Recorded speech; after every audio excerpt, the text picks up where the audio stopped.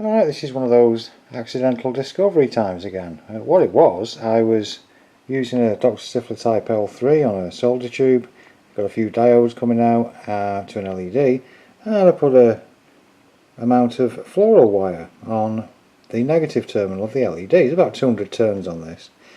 And then I brought it near to a mains wire. There we are, you can see it comes on, and I'll show you in a minute in the kitchen where it does something very, very strange indeed. But here's the also the wire here for the lamp, and that comes on as well.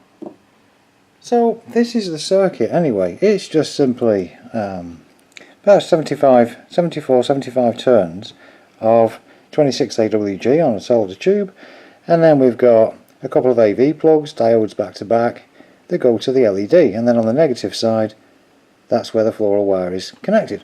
So I'll take this over to the kitchen now and you'll see what I mean, how strange this is.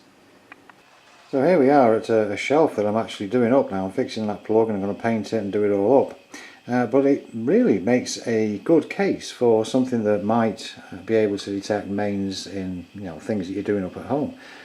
But so you might expect it might work near to the plug. So if I put that there we go, nice and bright. But if I move it across to the right hand side quite a ways, it still comes on. And in fact I can move all the way down this here, and this thing is still coming on. And I don't know quite how the wood could be conductive, but there's something weird going on there, and the output is really quite nice. As long as I touch the wood with the coil, then this light is on quite nicely. I can't weigh it up.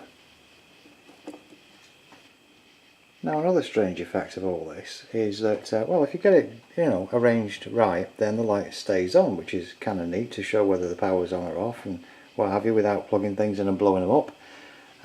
But this wood being conductive, if I touch it, the light brightens up.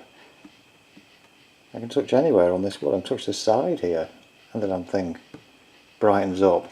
If I move this out of the way, touch there, further over, the whole shelf.